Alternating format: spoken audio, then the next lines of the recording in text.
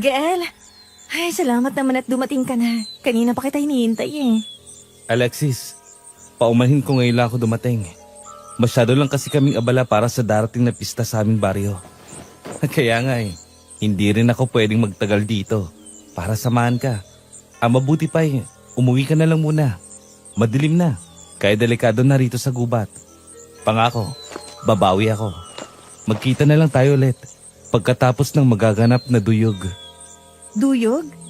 Ah, yung eclipse. Fiesta pala sa inyo. Hindi mo man lang ba ako iimbitahin, Gael? Sa tagal nating magkaibigan, minsan hindi mo pa ako inayang bumisita sa inyo eh. O baka naman kahit ikaw, nahihiyaring ipakilala ako bilang kaibigan mo. Yan ba ang dahilan kaya mo ako tinawag? May ginawa na naman ba sa'yo mga taong yon?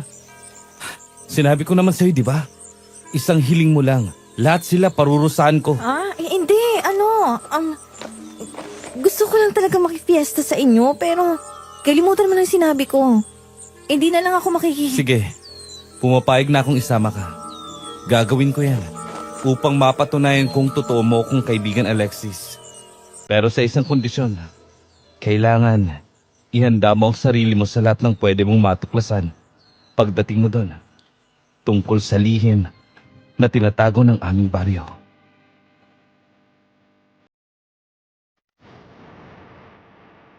Naranasan niyo na bang magkaroon ng karibal sa taong minamahal niyo? E paano kung yung karibal mo, hindi naman normal na tao? Ipaglalaban mo pa rin ba ang pagmamahal mo? O pagandahan po kayo ng sagot sa comment section ha, at lahat ng yan babasahin ko oras na mapili ni Sir Jupiter ang kwento kong ito. Magandang araw po sa inyong lahat. Tawagin niyo lang po ako bilang Migo, hindi ko po tunay na pangalan. Ang kwento nga po palang ito na ibabahagi ko sa inyo ngayon ay isang karanasan na alam kong marami ang mapapaisip kung talaga bang may katotohanan o isang katang-isip lang. Pero para po sa akin at sa mga taong mismong nakaranas nito, lahat ng ito ay totoo. Kaya kung gusto niyo malaman ang buong kwento, pakinggan po ninyo hanggang dulo.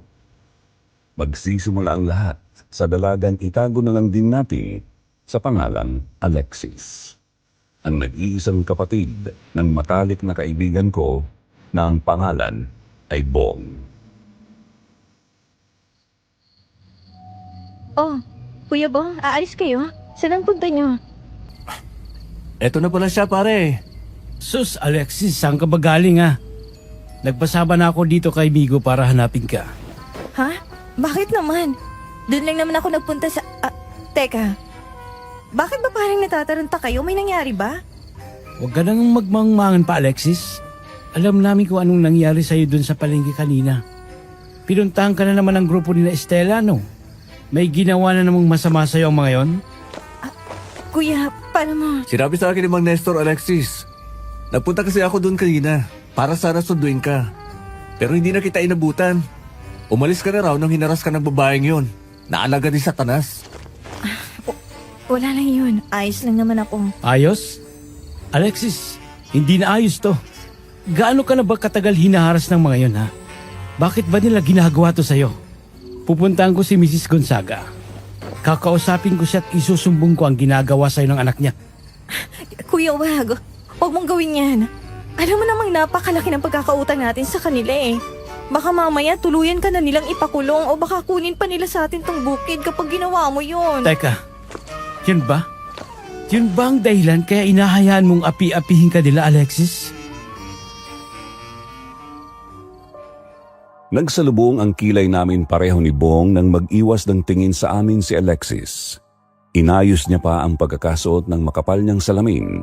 Pagkatapos ay yumuko siya para itago sa amin ang mukha niya. Nang mga sandaling yun, di ko mapigilang makaramdam ng galit. Isinangla kasi ni Bong ang lupa nila sa pamilya ni Stella nung magkasakit ang kanilang ama na kalaunan ay binawian din naman ng buhay. Simula noon, nalubog na sa malaking pagkakautang ang magkapatid at hanggang ng mga panahong yun, hirap na hirap pa rin silang magbayad. Lalo na at hindi rin naman kalakihan ang kinikita nila sa pagtatanim at pagbebenta ng gulay sa palengke. Kaya ayon, Walang ibang magawa si Alexis kundi ang tanggapin na lang ang pang-aapi sa kanya. Kuya, hindi naman nila ako inaapi. May ipinagagawa lang kasi sa akin si Stella. Pero hindi ko na ibigay sa kanya yon sa araw na pinag-usapan namin kaya nagalit siya.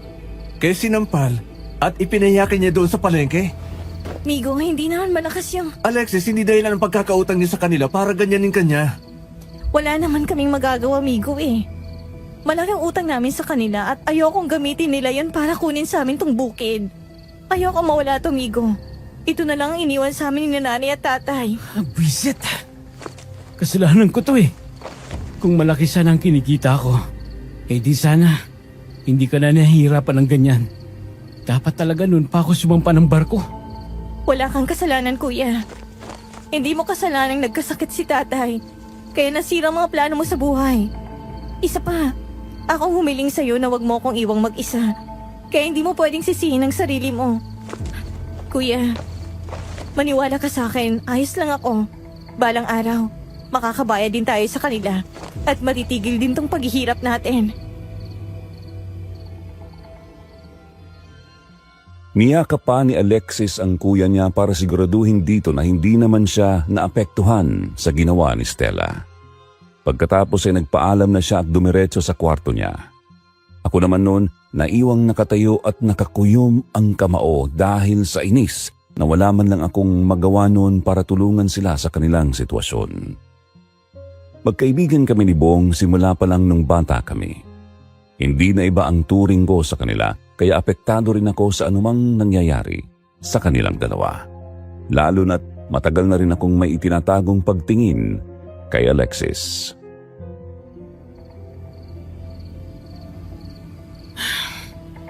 Nakikita mo na pare. Ganyan siya palagi.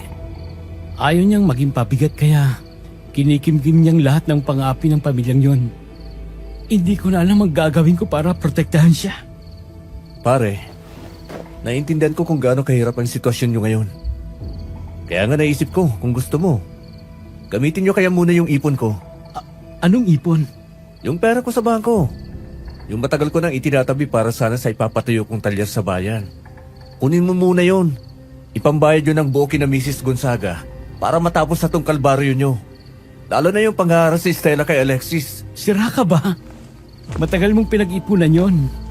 Ilang taong kang nagkumpuni ng mga sirang sasakyan at tumanggap ng kung ano-anong racket para lang mabuo yung kapital na yun? Pangarap mong makapagpatayo ng sarili mong negosyo nang hindi umaasa sa pera ng pamilya mo, di ba? Tapos ibibigay mo lang sa amin para pambayad ng utang? Hindi ko nang pwedeng panoorin na lang kayong nahihirapan ng ganito. Lalo na't nasasaktan ng pisikal si Alexis. Pwede naman ako mag-ipon ulit, pare. Kayang-kaya kong idili yung pagbubukas ng negosyo ko. Ang mahalaga, mabawi niyo yung bukid at hindi na kayo guluhin ni na Estela. Hindi, Migo. Salamat. Pero hindi ko tatanggapin yan. Masyadong malaki yung isasakripisyo mo para sa amin. Hindi ko pwedeng idili ang mga pangarap mo para sa sarili mo. Dahil sa mga problema namin, hanap ako ng ibang paraan. Anong ibang paraan, Bong? Wala na kayong mautangan dito sa baryo. Alam nating dalawa, natakot ang mga tao rito na banggay ng pamilya ni Estela. Paano kayo makakabangon? Sasampa na lang talaga ako ng barko. Wala na akong ibang nakikitang malaking pagkakaitaan, kundi yun lang. Seryoso ka ba dyan? Aalis ka ng Pilipinas? Paano si Alexis? Wala siyang ibang kasama dito kapag umalis ka. Kaya nga kailangan ko ang tulong mo, pare. Sa'yo ko siya ihabilin habang nasa barko ako. Wala akong ibang mapagkakatiwalaan kundi ikaw lang. Alam ko namang matanda na si Alexis. 23 anyos na siya. Pero hindi ko pa rin maiwasang mag-alala ng sobra sa kanya. Wala siyang ibang kaibigan dito, pare. Ramdam ko ang bigat ng dinadala ni Bong ng mga sandaling yun. Totoo ang sinabi niya. Bata pa lang kasi si Alexis, masyado na siyang mahihain. Mas gusto niyang magkulong sa kwarto o kaya ay magpunta na mag-isa sa gubat at doon tumambay, kaysa makihalubilo sa ibang mga bata sa baryo namin. Dahil sa pagiging tahimik at sa kanyang mga mata na kailangan pang suportahan ng makapal na salamin, naging paborito siyang katuwaan ng mga mapang-asar na bata noon.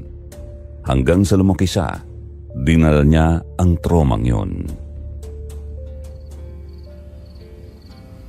Bata pa lang yan, lagi lang nabubuli. Kaya hanggang ngayon, mababa pa rin ang tingin niya sa sarili niya. Iniisip kasi palagi ni Alexis na hindi siya maganda. Di kagaya ng ibang mga kaedad niyang babae dito sa atin.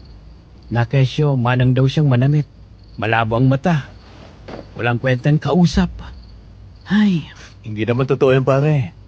Para sa akin, napakabait at napakatalino ng kapatid mo. Kung alam niya lang kung gaano siya kaganda sa paningin ko. teka nga. Tatanungin kita ng diretso. At gusto ko, sumagot ka ng totoo ha?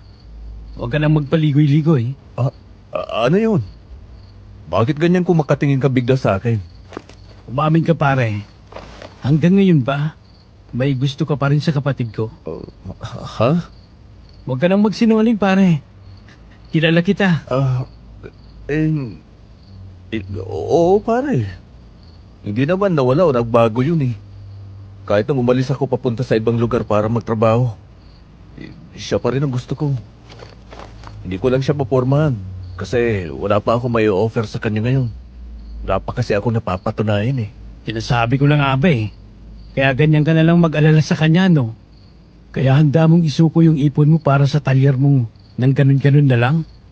Totoo yun, Bong. Bata pa lang naman tayo, alam mo na yun. Ang akala ko kasi noon, dala lang ng pagiging bata nating dalawa yung pagkagusto mo sa kapatid ko. Kumbaga'y puppy love lang. Kahit na 6 na taon din ang tanda mo sa kanya. Akala ko, kapag lumaki na tayo at nakakilala ka ng magandang babae, mawawala rin yung nararamdaman mo para kay Alexis. Hindi nangyari yun. Si Alexis lang talagang gusto ko hanggang ngayon. Wala naman akong ibang nakitang mas higit pa sa kanya. Kaya gagawin ko lahat para lang makitang maayos siya.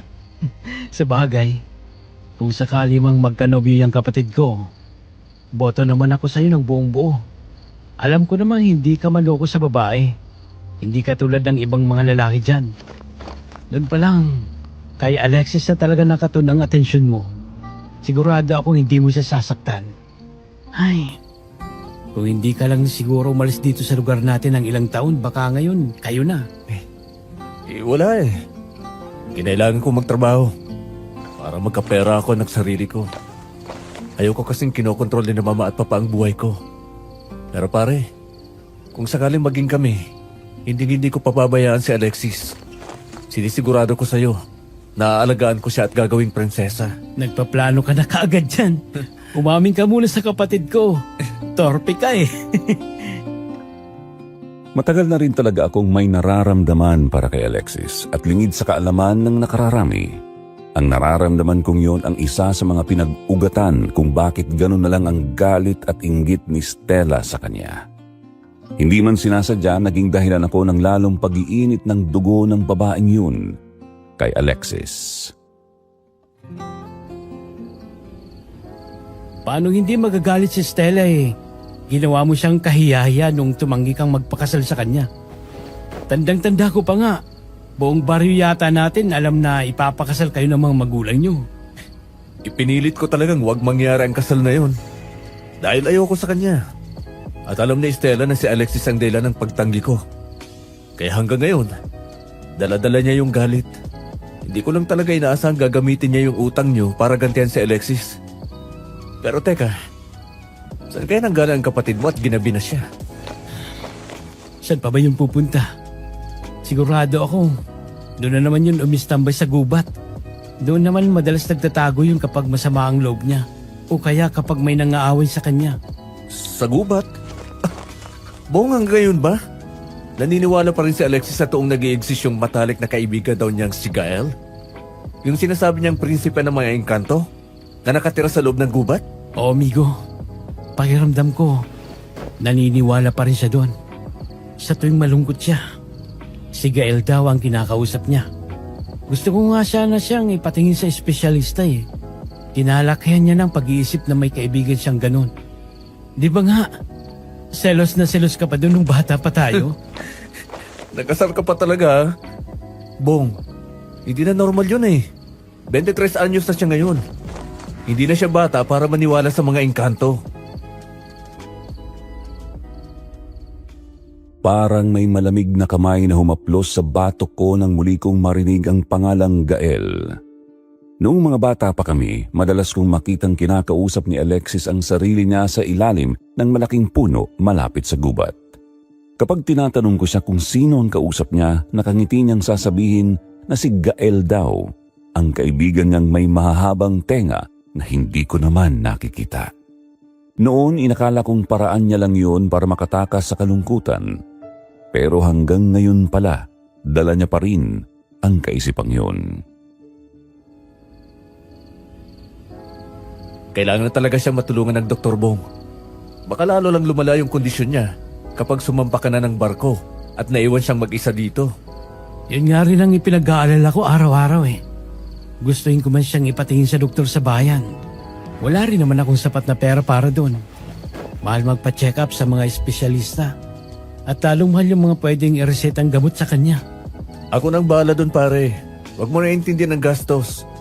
Sasagutin ko na lahat ng kailangan niya para makapagpatingin. Nakakaya noon pare. Bong, huwag kang mag-alala. Mas mura naman ang bayad sa doktor kaysa sa utang niyo kina Estela. Kaya ipasagot mo na to sa akin. Total, tinanggihan mo naman na yung ipinapahiram ko sa'yo eh. Pupunta ako sa bayan sa susunod na araw. Magtatanong-tanong ako sa mga klinik doon. Hahanap ako ng pinakamagaling na espesyalista para makatulong kay Alexis. Ako nang bahala. Maraming salamat talaga, Bigo. Hindi ko alam kung paano kami makakabawi ng kapatid ko sa lahat ng ginagawa mo. Utang na loob ko sa iyo to, pare.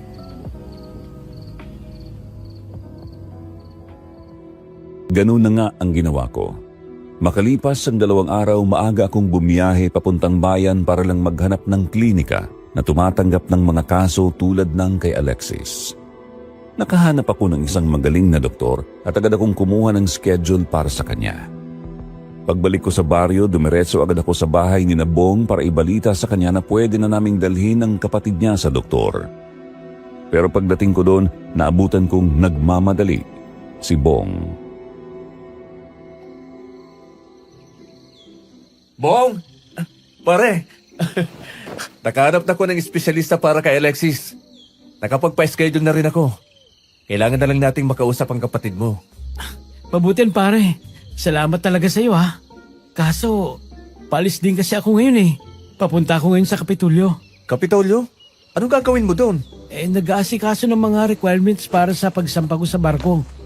Nakausap ko na kasi yung nag-aalok sa akin magsiman noon. Available pa rin daw ang trabaho at kailangan nila ng tao agad. Kaya tinanggap ko na. Huwag mo na lang sanang banggitin kay Alexis ang tungkol dito, ha. Hindi ko pa kasi nasasabi sa kanya. Sige pare. Pero kailangan mo ba ng tulong sa pag-aasikaso doon? Pwede kitang samahan. Naku, wag na, amigo. Kaya ko na to. Ang mas kailangan ko ngayon, ikaw muna ang kumausap kay Alexis tungkol sa doktor na nahanap mo. Sigurado maiintindihan niya yan kapag ikaw ang nagpaliwanag maayos. Nandyan lang siya sa kwarto niya kanina pa. Sige na, mauna na ako. Baka mahuli pa ako eh. Sige. Mag-ingat ka sa biyahe pare. Balitaan mo ako agad kapag nakauwi ka na. Pag-alis ni Bong, naiwan akong nakatayo sa salas nila. Huminga ako ng malalim bago dahan-dahang humakbang palapit sa pinto ng kwarto ni Alexis. Hindi ko pa lubos na alam kung paano ko bubuksan ang paksa tungkol sa pagpapatingin niya sa doktor nang hindi siya nagagalit o na-o-offend. Mahirap kasing basagin ang isang paniniwalang matagal na niyang pinanghahawakan simula pa noong bata pa siya. Alexis! Ako to, si Migo. Pwede pa tayo mag-usap sandali. Yung nga palang kuya Bong mo, umalis muna papuntang Kapitolyo. May aasikasuhin lang daw siya sandali. Bukas yan, Migo. Pasok ka na lang. Hindi naman yan nakakandado. Alexis, may gusto sana akong i-discuss sa'yo tungkol sa... Teka, anong ginagawa mo? Bakit mukhang nag-iimpake ka yata? Hindi, Migo. Nag-aayos lang talaga ako ng aparador ko. Masyado na kasing magulo eh. Inilalagay ko lang yung ibang hindi ko na sinusuot dito sa bag para lumuwag yung loob. Ganun ba? Iakala ko kung saan ka napupunta at maglalayas ka na eh. Muntik na akong kabando na. Sira, bakit naman ako maglalayas? Teka, ano nga pala yung sasabihin mo? May napag-usapan kasi kami ni Bong nung isang gabi. Pagkatapos ng nangyari sa'yo sa palengke. Tungkol sa'yo to, Alexis. Sa kapakanan at kalusugan mo. Habang nagsasalita ako, napansin kong dahan-dahang nawala ang matamis na ngiti sa mga labi ni Alexis. Tumigil siya sa pagtutupi ng mga damit niya at seryosong tumingin sa akin. Ang mga mata niyang madalas na umiiwas ay dumiretso ng titig sa mga mata ko na parabang sinusuri kung ano ang lalabas sa bibig ko. Tungkol sa akin? Ano naman yun? Kung tungkol na naman to sa ginawa ni na Stella sa akin sa palengke. Sinabi ko na sa inyo ni Kuya, di ba? Ayos lang ako. Nakapagpahinga na ako at kaya ko ng sarili ko. Hindi ito tungkol kina Estela, Alexis. Tungkol ito sa mga pinapaniwalaan mo sa loob ng maraming taon. Sa mga kinakausap mo kapag nagpupunta ka ng mag-isa doon sa gubat. Ano bang ibig mong sabihin? Nag-aalala kasi kami ni Bong sa'yo eh. 23 anyos ka na, Alexis. Matanda ka na. Hindi na normal na hanggang ngayon, sa edad mong yan, may imaginary friend ka pa rin. Ito rin kasi ang isa sa dahilan kung bakit madalas kang mabuli at pagtawanan ng mga tao rito sa baryo. Imaginary friend? Sandali. Hindi naman imaginary si Gael. Hindi ko siya iniimbento lang, Migo. Alexis, pakinggan mo ako. Nakahanap ako ng doktor sa bayan. Isang espesyalistang pwedeng makatulong sa'yo. Naintindihan kung bakit nag-iilusyon ka ng mga ganitong bagay hanggang ngayon. Libre to. Sagot ko na ang lahat ng gastos. Kailangan mo lang sumama sa akin. Doktor? Espesyalista? Teka, iniisip mo bang nababaliw ako, Migo? Na nasisiraan na ako ng bait kaya kailangan ko ng espesyalista? Hindi. Hindi sa ganon, Alexis. Makinig ka muna. Wala akong sinabing baliw ka. Gusto lang kitang tulungang maging normal ang takbo ng buhay mo. Gusto ko lang naharapin mo ang totoong mundo at huwag kang magtago sa likod ng mga nilalang na nasa isip mo lang. Wala kang alam, Migo. Walang nakakaalam sa inyo dahil hindi niyo siya nakikita gamit ang sarili niyong mga mata. Totoo si Gael. Bata pa lang ako. Kaibigan ko na siya. Siya lang ang nagtsagang samahan ako at intindihin ako noong mga panahong kailangan ko ng kausap. Pwedeng totoo siya sa isip mo noon. Dahil bata ka pa at kailangan mo ng makakapitan. Pero lumaki ka na, Alexis. Kailangan mong harapin ang realidad na walang prinsipeng engkanto na magliligtas sa'yo mula sa mga nang-aapi sa'yo. Ako, nandito na ulit ako, di ba? Hindi na ako lalayo at pupunta sa ibang lugar, Alexis.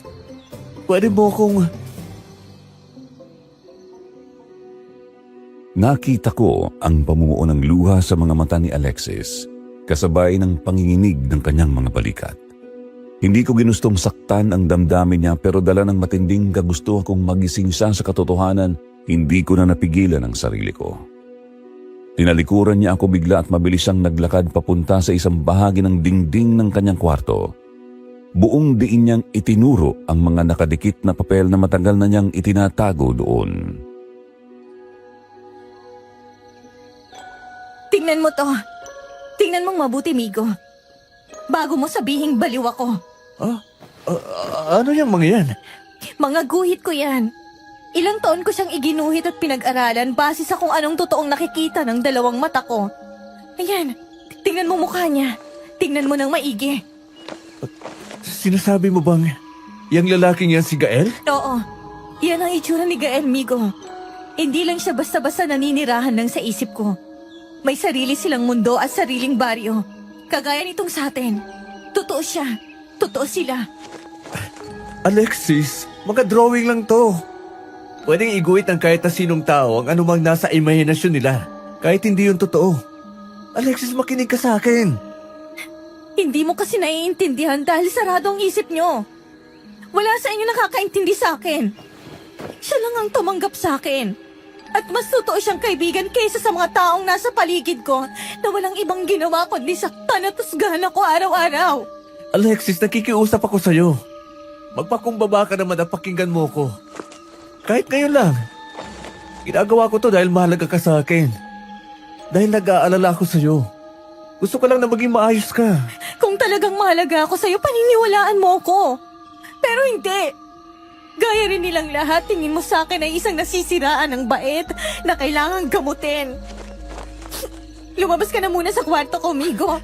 Alexis, please. Mag-usap tayo ng maayos.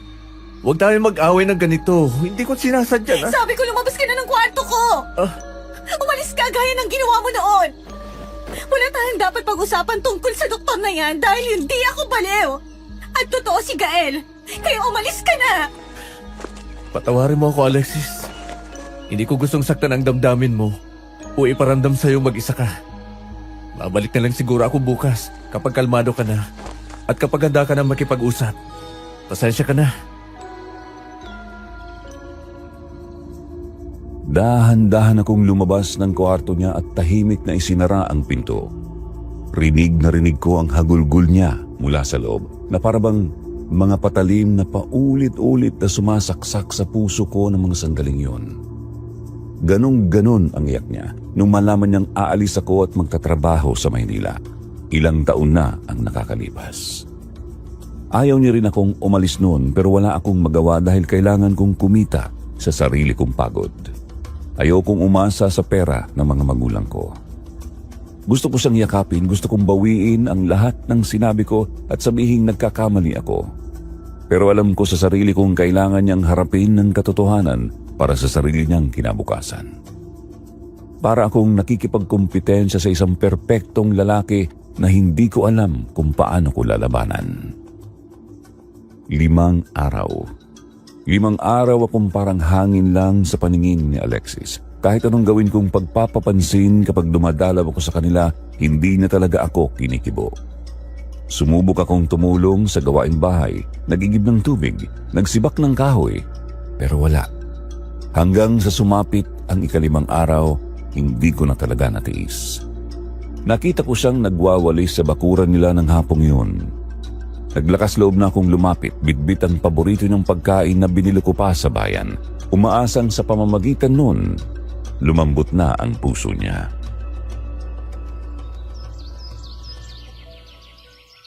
Alexis, tulungan na kita dyan sa pagwawalis.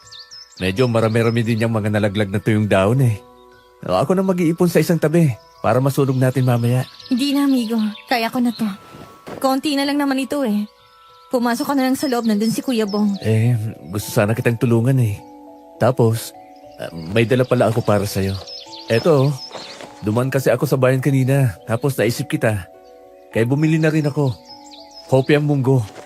Paborito mo to, di ba? Medyo mainit-init pa yan nung binili ko. Salamat. Pero busog pa ako. Ibigay mo na lang kay Kuya Bong sa loob. Alexis naman eh. 5 araw mo na akong hindi pinapansin. Alam ko namang nagalit ka sa mga sinabi ko nung huli tayo mag-usap. Gusto ko lang namang humingi ng tawad. Sorry na. Hindi ko naman sinadyang saktan ka o iparamdam sa'yong pinipilit kita. Nag-aalala lang talaga ako. Sorry na please. Tanggapin mo na itong hopya oh. Sige na, bunso. Tanggapin mo na yung dala ni Migo at patawarin mo na. Kawawa naman yan eh. Nandiyan ka na pala pare. Kanina ka pa ba dyan sa pinto? Oo, at kanina ko pa pinapanood kung paano ka nagmamakaawa dyan sa kapatid ko. Alexis, pansinin mo na kasi yan. Tingnan mo nga ang mukha niya oh. Nangingitim na ang ilalim ng mata. Hindi yata nakatulog yung kakaisip kung paano ka susuyuin eh. Ilang gabi na sigurong binabangungot yan dahil sa konsensya. Grabe ka naman sa binabangungot pare. Pero totoo Alexis, hindi talaga ako mapakali nitong mga nakaraang araw. Parang may kulang kasi kapag pumupunta ako rito. Tapos hindi mo ako kinakausap. Bati na tayo ha. Sige na nga. Tatanggapin ko na tong hopya at patatawarin na kita. Pero sa isang kondisyon, Migo. Sana maintindihan mo ko. Oo naman, kahit ano. Ano bang kondisyon yan? Wag mo na ulit bubuksan ang usapan tungkol sa doktor na yan. Ayoko marinig na kinukumbinsi mo akong magpatingin sa espesyalista. Kung magkaibigan talaga tayo, rerespetuhin mo kung anong paniniwala ko. Maliwanag ba? Sige. Deal. Pangako, hindi ko na uulitin yon. Hindi na kita kukulitin tungkol sa pagpapadoktor. Oh, ayan, pati na kayo ha. Maliwanag pa sa sikat ng araw yung pangako ni Migo, Alexis. Kaya wala na kayong dapat pag-awayan. O siya, maiwan muna kayong dalawa rito sa bakuran ha. Papasok muna ako sa kusina at magluluto na ako ng hapunan natin.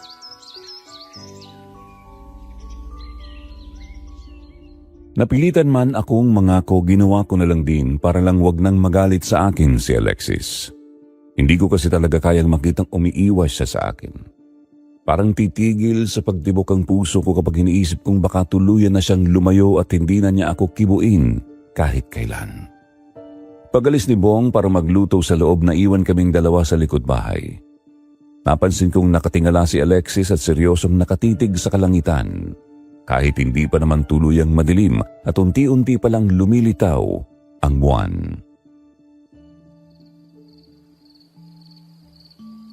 Ang lalim na yata ng iniisip natin ah. Kanina ka pa nakatingin dyan sa buwan. May inaabangan ka ba? Wala lang. Nakaka-relax lang kasing tumitig sa langit.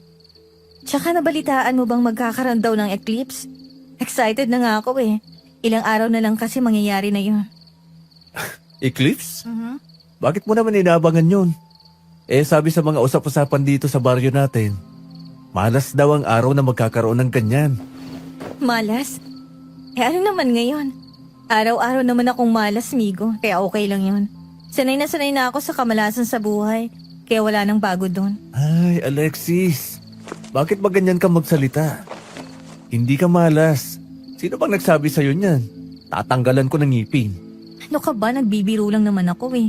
Masyado mo namang sineseryoso agad. Kasi hindi ko magandang pakinggan. Nandito naman kami ni Kuya Bong mo para sa'yo. Hindi mo kailangang isiping pinarurusahan ka ng tadhana. Oo na. Biro nga lang eh. Pumasok na nga tayo sa loob. Dumadami na yung lamok dito sa bakuran. Baka magkasakit pa tayo kapag nagtagal pa tayo dito. Tara na, baka tapos na rin magluto si Kuya. Oo nga. Medyo nangangagat na nga yung mga lamok eh. Tara na. Teka. May mga bisita yata kayo sa loob. Si Kadoming yata yung nakatalikod na yun, no? Kasama yung ibang tanod. Oo nga no. Ano kayong sadya nila kay Kuya Bong? At nagpasya sila dito ng ganitong oras. Medyo seryoso yata ang usapan nila ah. Tara, lapitan natin. Ganun ho ba, Kadoming? Nakakapagtaka naman ho yatang balitang yan. Wala naman pong nangyayaring ganyan dito sa baryo natin. Kaya nga kami nandito, Bong. Para bala ng bawat pamilya dito sa atin. Pinapaalalahanan lang kita. Mas maganda kung babantayin mong maigi ang si Alexis. Huwag mo siyang pababayaang mag-isa pumunta sa gubat o kahit ang iwan man lang ng mag-isa dito sa bahay. Magandang gabi po, Kadoming. Pasensya na po kung makikisali ako. Pero bakit po? May nakapasok po bang masasamang loob dito sa baryo natin? Oh, amigo. Nandito ka rin pala. Hindi. Wala namang nakapasok na masasamang loob dito sa atin pero mas malala pa doon ang nangyayari sa kabilang baryo. May mga bali-balita kasi ngayon na maraming mga kababaihang kaedad nitong si Alexis ang bigla na lang nawawala doon. At ang matindi pa dyan, pinaghihinalaan nilang ang mga babaeng yon. Kinuha daw ng mga aswang. Halos mapanganga ako sa narinig ko mula sa punong barangay namin. Aswang? Sa panahon ngayon? Parang hindi yata kapanipaniwala ang ganitong mga kwento. Nagkatinginan kami ni Alexis at nakita ko rin ang pagkabigla sa mga mata niya. Hindi ko napigilan ang sarili kong makisali sa usapan nila. Dahil para sa akin, kalokohan lang ang mga pinagsasabi nitong si Kadoming. Naku paano niyo naman po nasigurado mga aswang ang kumukuha sa mga babae doon sa kabilang baryo? Baka naman po gawa-gawa lang yan ng mga taong gustong manakot. Hindi pa naman kami nakakasiguro, Migo. Pero yan ang lumalabas na kwento base sa mga nakasaksi. May isang nakakita raw kasi doon nung mismong gabi na may nawalang babae. Ano naman po nakita ng witness na yon? Baka naman po anino lang ng ordinaryong tao. Tapos sa pagkamalan na halimaw dahil sa takot. Hindi raw, Migo. Ang sabi ng nakakita, yung mga kumuha raw sa biktima, wangis tao pero may malalaking pakpak na parang paniki. Nakita rin daw niya ang pangit ng mukha ng nilalang na yon, na may malalaking pangil bago ito tuluyang lumipad, tangay ang biktima. Nakakapanindig balahibo naman po yung kinikwento nyo, Kadoming. Kung totoo man po yan, kailangan nga talaga nating magdoble ingat. Kaya nga kami nag-iikot ngayon, Bong. Wala namang kasing masama kung mag-iingat tayo. Mabuti na yung handa kaysa sa huli tayo magsisi kapag may nangyari ng masama. O siya, mauna na kami ha. Marami pa kaming bahay na pupuntahan para magbigay ng babala. Opo ka, Domeng. Maraming salamat po sa pagpunta nyo rito at sa pagpapaalala. Asahan nyo pong mag-iingat kami dito. Babantayan ko itong kapatid ko. Tumango na lang din si Bong at nagpasalamat bago tuluyang umalis si Domeng at ang mga tanod. Pagkasara ng pinto, nagkatinginan kaming tatlo. Hindi ko alam kung ano ang tumatakbo sa isip ni Bong, pero para sa akin, masyadong malayo sa realidad ang aswang. Mas naiisip kong sindikato o masasamang tao ang may kagagawa ng pagkawalang iyon ng mga kababaihan. Pare, naniniwala ka ba talaga sa mga sinabi ni Kadoming? Aswang? Baka naman panakot lang nila yon para hindi gumala ang mga tao sa gabi. Ewan ko, Migo. Baka nagkakaroon lang ng ganung klaseng usapan dahil may balita ngang may magaganap daw na eclipse at masasaksiyan yun mismo dito sa lugar natin. Alam mo naman dito sa atin pamahiin lang ng matatanda yun. Yun nga rin ang naisip ko eh. Baka itinaon lang ng mga gumagawa ng krimen sa eclipse para mas lalong matakot ang mga tao. Mga sindikato siguro yung mga yun na nangunguha ng mga babae. Ay nako, tama na ngayong usapan tungkol sa aswang at mga sindikato. Nakakapraning kumain na nga lang tayo ng hapunan. Pare, sumabay ka na sa amin ha. Sobra namang sinain ko ngayon at masarap ang ulam natin. Naku pare, nakakaya naman. Pero ano ba yung niluto mong ulam? Ginataang alimango. Nagluto ako ng marami kasi alam kong paborito ito ni Alexis. Tsaka para makabawi na rin sa 5 araw mong hindi pagtulog ng maayos. O sige na, kumuha ka na ng plato.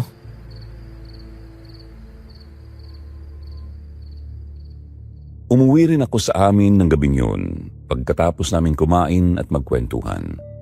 Pero kahit nasa loob na ako ng kwarto ko, magdamag kong inisip ang mga napag-usapan namin tungkol sa aswang. Hindi ako naniniwala sa kwentong barbero, pero nag-alala pa rin ako ng matindi para kay Alexis. Paano kung hindi pala aswang ang kumukuha sa mga babae, kundi mga totoong sindikato? Madalas pa namang tumakas si Alexis para magpunta at tumambay ng mag-isa doon sa gubat. Halos hindi talaga ako nakatulog, kakaisip. Kinabukasan, pagkagising ko pa lang, dumiretso na ako agad kina Bong. Gusto ko lang kasing makasigurong ligtas si Alexis dahil hindi ako pinatahimik ng pag-aalala ko. Pero gano'n na lang ang gulat at kaba ko dahil pagdating ko sa bahay nila, naabutan kong natataranta si Bong kasama sina Domeng at ang ilan pang mga tanod ng baryo namin.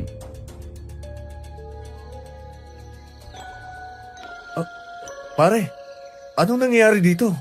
Bakit ang daming tao sa loob ng bahay nyo? Bigo pare, wala siya. Nawawala siya. Ano wala? Sinong nawawala, Bong? Umayos ka nga. Nawawala si Alexis, Migo. Huh? Kanina pang madaling araw siyang hinahanap nitong si Bong. Ano? Paano nawala? Ikagabi lang kasama pa natin siyang kumain ng hapunan Yun na nga Pag-uwi mo kagabi, simula nung pumasok siya sa kwarto, hindi ko na siya nakita. Hinanap ko siya kung saan pero wala talaga siya Pucha, isa naman pupunta yun. Hindi ko alam, Migo. Nagtanong na ako sa mga kapitbahay natin, kina Aling Nena. Kahit dun sa tindahan sa kanto, wala raw nakakita sa kapatid ko. Kalma lang kayo. Parang hindi kayo tunay na mga lalaki. Tutulungan namin kayo maghanap. Nagpadala na rin ako ng mga tanod doon sa kabilang baryo para magtanong-tanong. Baka sakaling napadaan doon si Alexis. Pare, yung gubat. Baka naman pumunta na naman siya doon sa gubat ng madaling araw. Alam mo naman yun, doon madalas tumatambay. Oo nga no. Baka nandun lang siya nakatulog. O kaya naligaw. Tara ka, Domeng. Samahan niyo kami sa gumat. Sige, tatawagin ko yung iba pang mga tanod para mas marami tayong maghanap. Magdala kayo ng mga itak. Baka may makasalubong tayong mabangis na hayop. Halos hindi na namin malaman ni Bong kung saan kami magsisimula. Binaliktad na namin ang buong baryo, nagtanong sa bawat bahay na madaanan namin. Pero pare-pareho ang sagot nila. Wala silang nakitang Alexis. Dumiretso kami sa gubat kasama ang mga tanod, halos suyuri na namin ang bawat sulok, bawat malaking puno na madalas tambayan ni Alexis noong bata pa kami, pero kahit anino niya, wala kaming nakita. Nahalughog na namin ang buong gubat hanggang sa lumubog na ang araw, pero umuwi kaming bigo. Nasaan na ba yung batang yun? Gabi na. Panigurado akong gutom na yun. Kung nasaan man siya, baka napahamak na siya, Migo.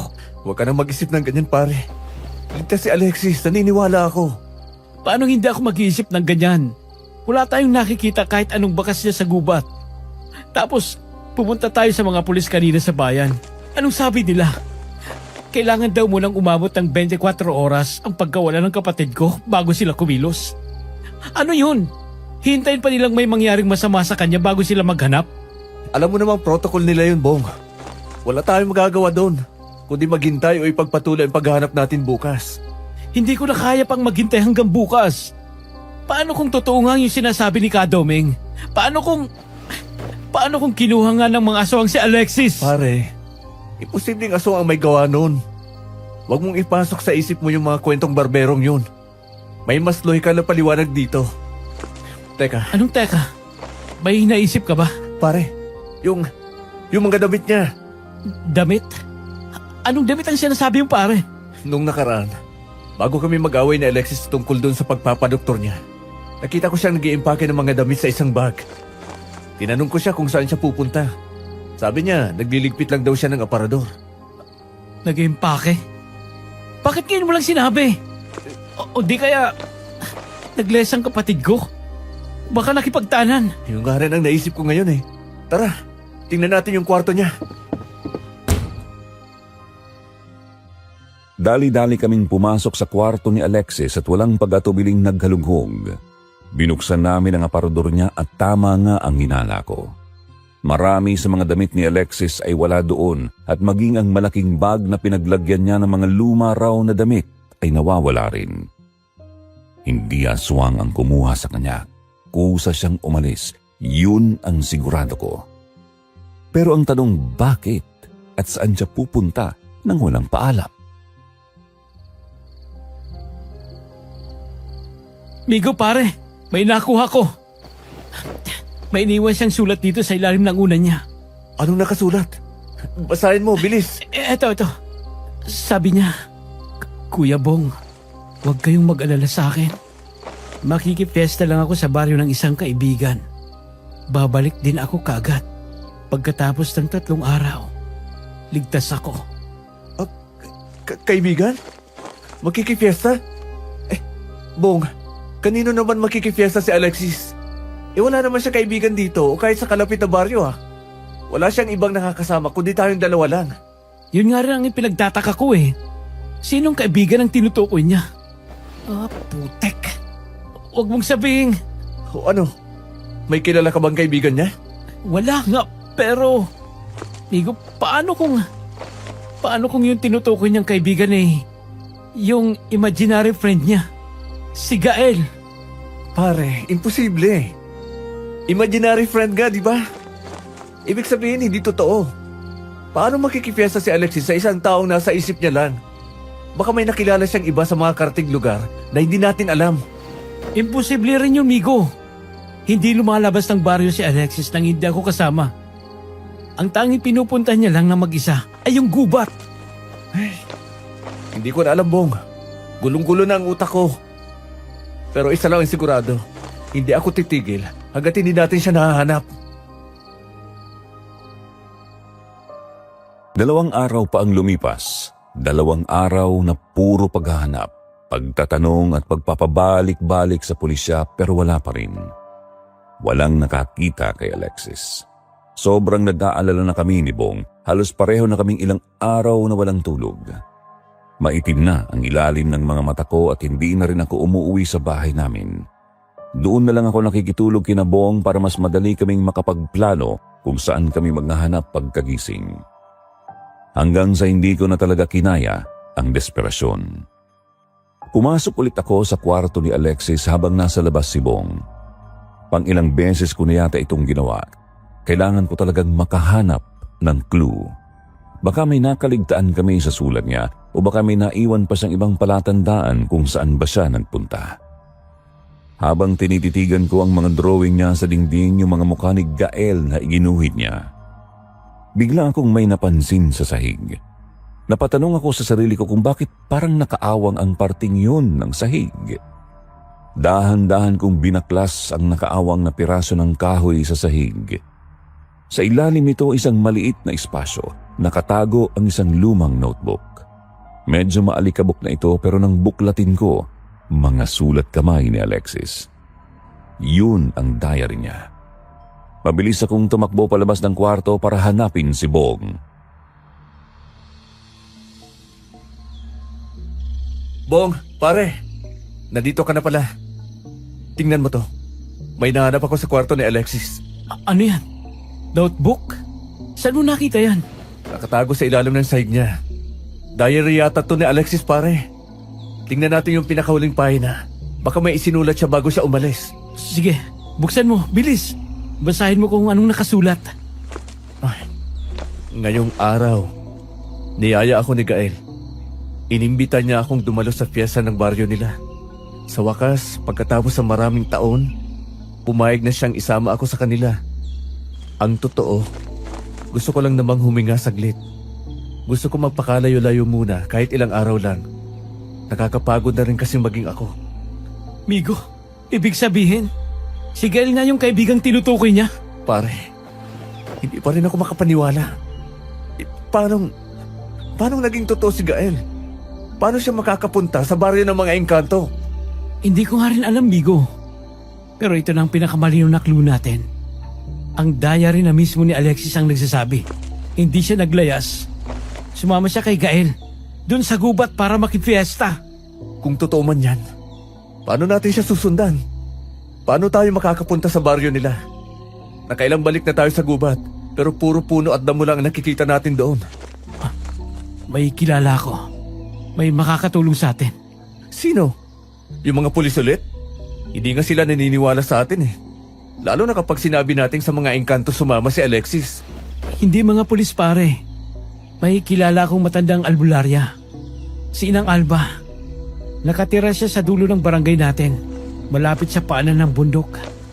Siya ang madalas lapitan ng mga taga rito kapag may mga kaso ng namamaligno o kaya nawawala sa gubat. Tagal mo rin kasing nawala rito, kaya hindi mo siguro siya kilala. Baka lang alam niya kung paano natin mabubuksan ang daan papunta sa baryo ni Gael. Wala na tayong ibang choice. Tara, punta na natin siya ngayon din. Wala na kaming inaksayang oras. Agad naming tinungo ni Bong ang dulo ng barangay sa isang maliit na kubo kung saan nakatira si Inang Alba. Matanda na ito, puti na ang buhok, pero malinaw pa rin ang mga mata. Pagdating namin doon, agad naming ipinaliwanag ang nangyari kay Alexis at ipinakita ang huling isinulat niya sa diary. Inang Alba, tulungan niyo po kami. Nawawala po ang kapatid ko. Ang sabi po sa diary niya, sumama raw siya kay Gael, isang engkanto. Pumunta siya sa baryo nila para makipiesta. Gael, isang prinsipe mula sa lahi ng mga itim na duwende at engkanto. Matagal ko na rin naririnig ang pangalang yan sa mga bulong ng hangin sa gubat. Totoo ang hinala ninyo. Wala sa mundong ito ang kapatid mo, Bong. Kinuha na siya at itinawid sa kabilang ibayo. Kabilang ibayo? Ibig sabihin po ba? Totoo nga? Totoong may ibang mundo dyan sa loob ng gubat natin? Totoo. At ang baryong tinutukoy niya ay hindi basta-bastang baryo. Isa itong lihim na lugar na nabubuksan lamang sa mga natatanging pagkakataon. Lalo na kapag sumasapit ang duyog. Kung inimbitahan siya ni Gael, ibig sabihin, may basbas ang dalaga para makapasok. Paano po namin siya masusundan, Inang Alba? Paano po kami makakapasok doon para bawin ang kapatid ko? Handa po akong gawin ang lahat. Kahit magbuwis po ako ng buhay. Hindi madali ang gusto ninyong mangyari. Ang mga taong pilit na pumapasok sa mundo nila nang walang imbitasyon ay madalas na hindi na nakakabalik. Marami kayong makikita doon na maaaring hindi kayanin ng inyong isipan. Mga nilalang na akala ninyo ay sa kwento lamang nabubuhay. Mga tikbalang, kapre, aswang.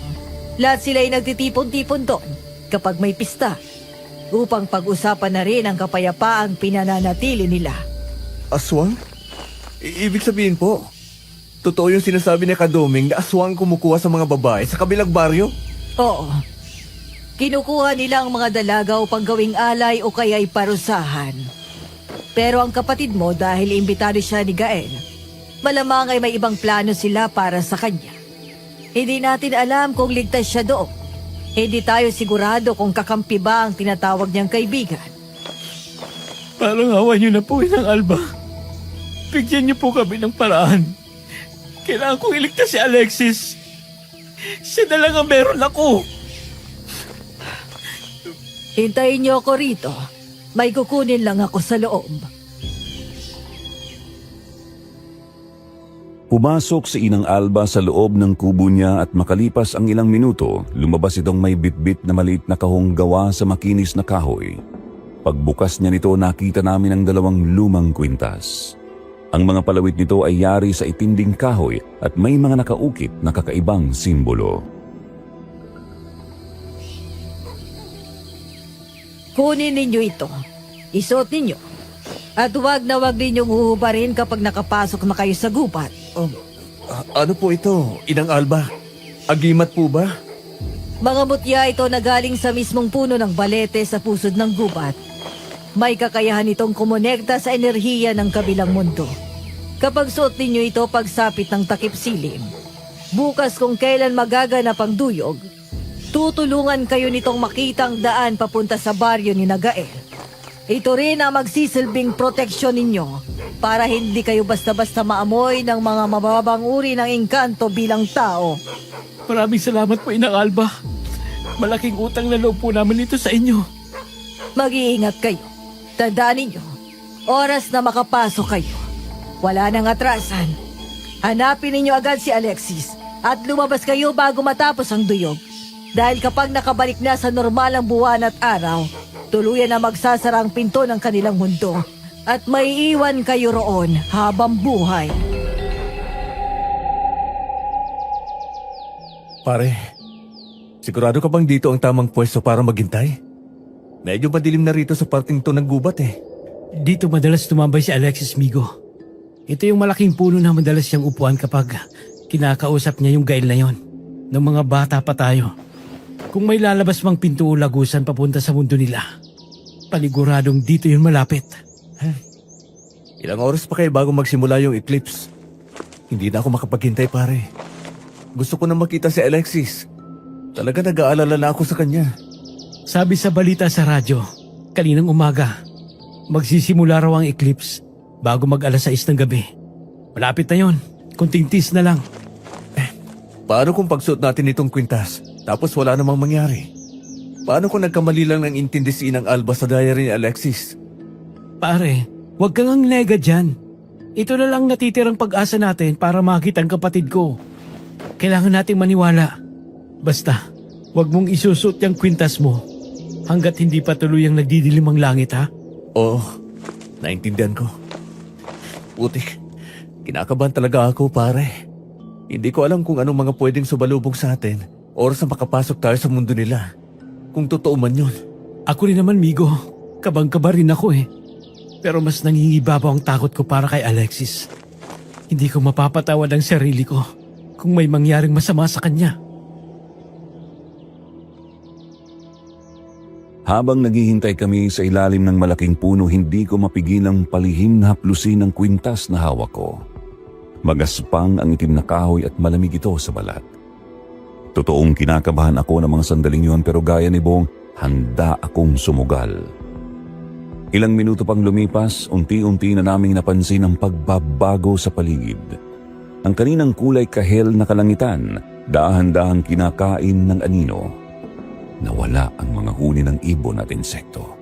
Napalitan ng isang nakakabinging katahimikan ng buong gubat, kasabay ng biglaang paglamig ng simoy ng hangin.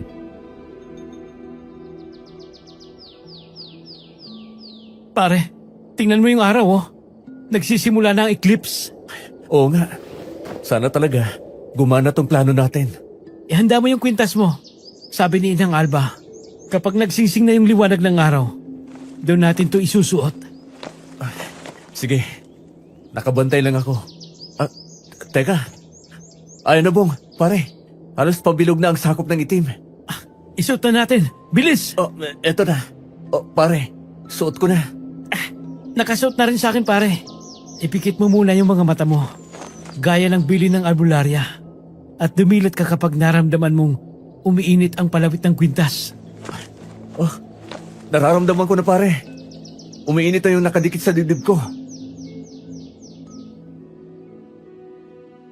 Pagkasabi ko noon, dahan-dahan kong iminulat ang mga mata ko. Inaasahan kong madilim at ordinaryong gubat pa rin ang makikita ko dahil nga may eclipse. Pero pagmulat ko pala, ang halos umatras na ang dila ko sa gulat.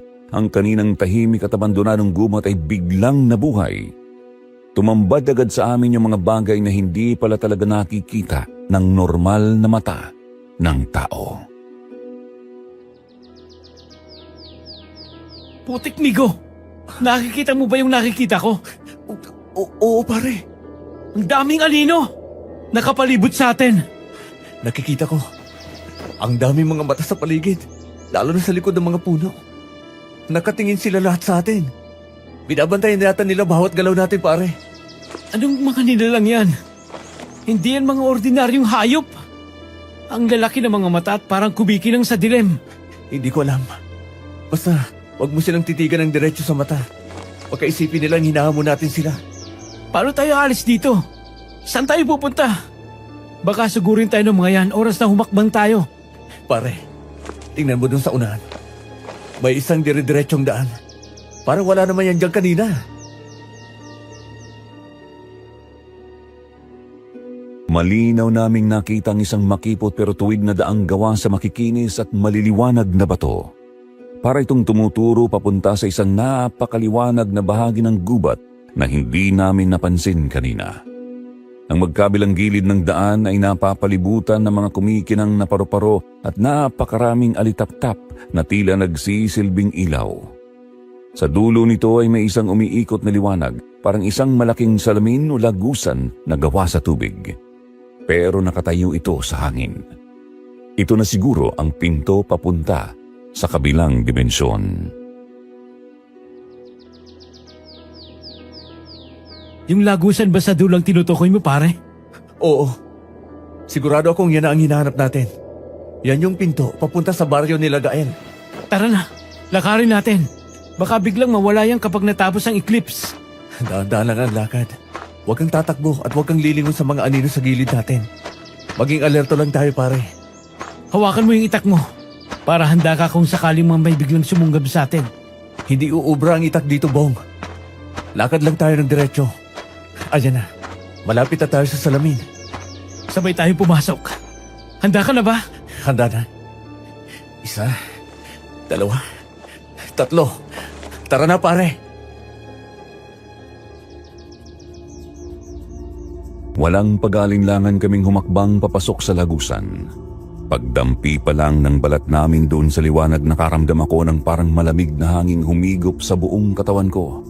Sa isang iglap nawala kami sa madilim na gubat sa baryo namin at napunta kami sa isang lugar na hindi ko akalain totoo. Ang lugar kung saan dumayo si Alexis para makifiesta. Tumambad sa amin ang isang sibilisasyon na kakaiba sa nakagisnan namin. Inilibot ko agad ang paningin ko para sanayin ang sarili ko sa paligid at para hanapin ang tanging pakay namin. Diyos ko! Nasaan tayo, Vigo? Nandito na tayo sa mundo nila. Totoo nga. Totoo lahat ng sinabi ni Alexis. Hindi siya nagsisinungaling. Hindi siya nag-iimbento lang ng mga bagay-bagay sa isip niya. Mali tayo. Para isiping may mali sa pag-iisip ng kapatid ko, pare. Tingnan mo yung mga bahay nila, Bong. Mga kubo rin. Pero hindi gawa sa ordinaryong kawayan at pawid. Oo nga. Parang gawa sa mga buhay na baging at nagkikislapang mga dahon. Ang gara ng mga bahay nila. Parang palasyo kahit maliit lang. At tingnan mo yung mga tao. Kung tao mang matatawag yan. Nakikita mo ba yung mga dumadaan? Oo, ang tatangkad nila pare. Nakakatakot tingnan, pero nakakamangha rin. Ang titikas sa mga katawan nila. Mahaba ang mga buhok. At yung mga tenga nila, matutulis sa dulo. Grabe. Hindi ko akalaing totoo yan. Para lang akong nananaginip. Sobrang gulat at halos hindi talaga kami makapaniwala sa mga nakikita namin.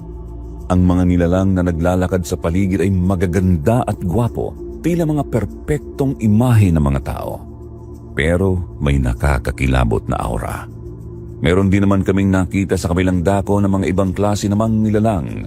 May mga sobrang liliit at maiitim ang balat na parang mga ulikba. Habang ang iba naman sa malayo ay sobrang laking mga tao na animoy mga higanteng nagbubuhat ng mga buong puno para sa mga siga ng fiesta nila. Ang buong lugar ay may tumutunog na musika pero hindi namin matukoy kung saang instrumento nagmumula.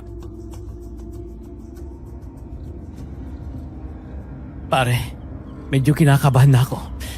Kanina pa tayo nakatayo rito. Baka mapansin nilang ibang itsura natin. Yung kwintas natin. Sabi ni Inang Alba, proteksyon natin yan para hindi nila maamoy na mortal tayo. Pero iba pa rin ang suit natin. Ibang itsura ng mga tangi natin. Baka may makahalata. Kailangan nating mahanap agad si Alexis para makaalis agad tayo bago tayo sitayin ng mga nagbabantay dito. Saan tayo maghahanap? Ang laki ng lugar na to. Paano kung nasa loob siya ng isa sa mga bahay na yan? Maglakad-lakad muna tayo sa may gilid. Huwag tayong pupunta sa gitna kung saan marami nagkukumpulan. Busy naman sila lahat eh. Kuya Bong? Migo? Huh? Anong ginagawa niyo rito? Pareho kaming napatalon ni Bong nang marinig namin ang boses na yon. Paglingon namin nakita namin si Alexis, suot niya pa rin yung damit na dala niya nung umalis siya. Pero may nakasabit na kung ano-anong magagandang bulaklak sa buhok niya. Ligtas siya at mukhang walang galos. Tuwang-tuwa kami nang makita namin siyang nasa maayos na kalagayan. Kaya halos maiyak na si Bong nang lapitan niya ito. Alexis! Diyos ko, bunso! Ligtas ka! Salamat sa Diyos at nahanap ka namin. Alexis, pinag-alala mo kami ng sobra. Sandali, teka, bakit kayo nandito? Paano kayo nakapasok dito sa baryo ni Nagael? At bakit niyo ako sinundan? Anong bakit? Ilang araw ko nang nawawala, Alexis. Nababaliw na kami sa kahanap sa'yo dun sa atin. Oo nga. Hindi na rin kami natutulog at kumakain ng maayos. Kakaisip kung nasaan ka. Tapos nandito ka lang pala? Nakikifiesta? Ilang araw? Anong pinagsasabi niyo? Ilang oras pa lang ang nakalilipas simula nang umalis ako sa bahay natin. Nagsisimula pa nga lang yung paghahanda nila para sa fiesta dito eh. Ilang oras? Alexis, 3 araw ka nang nawawala sa mundo natin. Ibang takbo ng oras dito kumpara sa labas. 3 araw? Hindi totoo yan. Sandali pa lang ako rito. Alexis, kilala mo ba ang mga mortal na yan? Na nangahas pumasok dito sa aming baryo? Biglang tumahimik ang paligid sa bahaging yun nang may isang lalaking lumapit at tumabi kay Alexis. Dito na ako napatingin sa kanya. Napakagandang lalaki nito. Matipuno ang pangangatawan, matangkad ng di hamak kaysa sa aming dalawa ni Bong. Maputi at makinis ang balat, maging ang buhok nito ay kulay puti rin na umaabot hanggang balikat. Ang mga mata niya ay kulay asul. May mahahaba rin itong tengang patulis ang dulo at natural na kulay rosas ang labi nito. Kamukhang kamukha nga ito ng mga drawing ni Alexis na nakapaskil sa dingding ng kwarto niya. Sa lahat ng magagandang tao at nilalang sa lugar na yun, yung lalaking yun ang pinakagwapo sa lahat. Nakaramdam ako ng matinding pagkailang. Hindi ko rin naiwasang makaramdam ng insecurity sa kanya at mas lalong umakyat ang dugo ko sa ulo dahil sa selos nang makita kong nakakapit ang 2 kamay ni Alexis sa braso nito.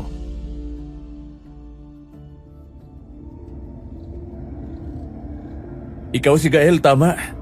Ako nga. Ako si Gael. Ang prinsipeng magmamana ng pamumuno ng lahi ng mga engkantado sa kagubatang to.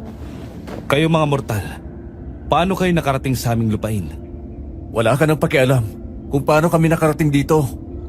Ang mahalaga, kailangan na naming iuwi sa Alexis ngayon din. Iuwi? Wala pa sa kalahati ng aming pagdiriwang. Hindi pa siya maaaring umalis. Hindi pwede yun. Kapatid ko yan. Ibabalik namin siya sa bahay namin. Hindi siya pwedeng manirahan dito sa baryo nyo. Tama si Bong. Tao si Alexis, Gael. Hindi siya engkantadang katulad nyo. Hindi dito ang lugar niya, kaya kukunin na namin siya. Nakakatuwa ang inyong katapangan. Ngunit hindi ninyo naiintindihan ang sitwasyon. Wala kayong alam sa mga nagaganap sa labas ng inyong maliit na mundo. Anong hindi naintindihan? Nakinidnap mo ang kaibigan ko para dalhin at ikulong sa kung saang dimensyong ito? Lapastangan! Huwag mo kong pagbintangan ng ganyan, mortal. Dinala ko rito si Alexis, hindi upang ikulong, kundi upang siguraduhin ligtas siya mula sa panganib na nagbabanta sa inyong mundo. Panganib? Anong panganib ang sinasabi mo? Kuya, totoo ang sinasabi ni Gael. Pakinggan niyo muna siya. Huwag niyo siyang awayin. Inililigtas niya lang ako. Inililigtas saan, Alexis? Nandun naman kami ni Bong para ipagtanggol ka. Saan ka ba nanganganib? At kailangan itong engkantadong ito pa ang magprotekta sa'yo? Mula sa mga aswang na naghasik ng lagim sa mundo niyong mga mortal. Batid kong may naririnig na kayong balita tungkol sa mga nawawalang kababaihan sa inyong kalapit na baryo. Aswang? Hindi ba kwento-kwento lang yon? Hindi yun kwento lang, mortal. Yon ay katotohanan. Dati, kontrolado namin ang mga aswang na yun. Meron kaming mahigpit na kasunduan na hindi kailanman manggugulo ang mga uri nila sa mga tao. Ngunit tumiwalag sila sa kasunduang yon. Bakit naman sila titiwalag? Kung kontrolado niyo sila noon. Sapagkat hindi na mapigil ang mga aswang ang kalam ng kanilang sikmura. Ang uhaw nila sa dugo at gutom sa laman ng tao ay nanaig. Kaya naman ngayon, nagdeklara na ng gyera ang hari ng mga engkanto, ang aking ama, laban sa mga aswang na lumabag sa aming utos. Gera? Ibig mong sabihin naglalaban ang mga lahi nyo ngayon? Ganun na nga. At bilang kapalit nun, nagpapalakas na rin ng kanilang puwersa ang mga aswang. Nagpaparami sila ng kanilang lahi upang matapatan ang aming puwersa. Dumarakip sila ng mga babaeng mortal, lalo na ang mga dalagang katulad ni Alexis. Para saan? Para kainin? Pampalakas? Para gawing punlaan, ginagamit nila ang mga katawan ng mga babaeng mortal upang magluwal ng mas maraming halimaw sa maikling panahon. Sila ang nagiging kagamitan sa pagpaparami ng kanilang lahi. Nanginig ang kalamnan ko nang marinig ko ang salitang punlaan. Ganoon din si Bong na halos mapahawak sa dibdib dahil sa matinding takot sa nalaman. Kung totoo ang lahat ng sinasabi nitong prinsipe ng mga engkanto, tama ang hinala ng kapitan namin. Ang mga nawawalang babae sa kabilang baryo ay kinuha nga ng mga aswang, pero hindi para patayin, kundi para pagmulan ng panibagong henerasyon ng mga halimaw. Napatingin ako kay Alexis na bakas din ang takot sa mukha ng mga sandaling yun habang nakakapit pa rin sa braso ni Gael. Yun ang dahilan. Kaya dinala ko muna rito si Alexis. Dito sa puder naming mga engkanto. Dito sa aming lupain.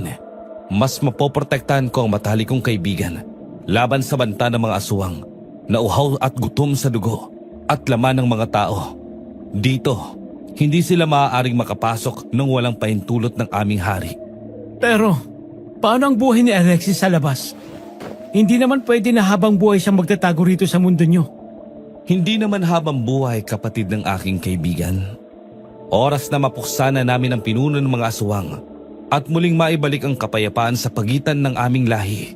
Maaari na siyang umuwi ng ligtas. Ngunit sa ngayon, ang paglabas niya sa kagubatang ito ay isang direktang pagpapakamatay. Lalo pat natukoy na ng mga aswang ang kanyang amoy. Alam nilang mahalaga siya sa akin na prinsipe ng mga engkantado. Kaya maaari nila siyang gamitin sa kanilang benepisyo. Naamoy nila si Alexis? Paano nangyari yun kung nasa bahay lang siya palagi? Dahil isa siyang mortal na may bukas na kaisipan at damdamin sa aming mundo. Ang enerhiya niya ay kumikinang sa paningin ng mga halimaw sa dilim. Kung dadalhin niyo siya ngayon, pabalik sa inyong mundo, hindi matatapos ang gabi at darating sila sa inyong tahanan upang kunin siya. At kayong dalawang mortal, wala kayong sapat na lakas upang pigilan sila. Unti-unting nag-sink in sa utak ko ang mga sinasabi ni Gael. Gusto kong magalit. Gusto kong ipilit na kaya kong protektahan si Alexis laban sa kahit na anong banta. Pero sa harap ng isang katotohanang mas malaki at mas delikado kaysa sa inakala ko, nawalan ako bigla ng sasabihin. Napatingin ako kay Bong na noon ay balisa at halatang natatakot para sa buhay ng kanyang kapatid. Nandoon na kami para bawiin siya pero nalaman naming ang mismong pagbawi sa kanya ang pwedeng magpahamak sa kanyang buhay. Wala akong magawa kundi ang ikuyong na lang ang kamao ko habang nakatingin sa engkantong may hawak sa kaligtasan ng babaeng mahal ko. Gael, nakikiusap ako. Huwag mo muna silang pabalikin sa mundo namin. Kung totoo ang sinasabi mong nakaabang na ang mga aswang doon, siguradong mamamatay sina Kuya Bong. Oras na lumabas sila ng gubat. Dito na muna sila, please. Hindi yun maaari, Alexis. Ang baryong to ay para lamang sa mga kauri ko.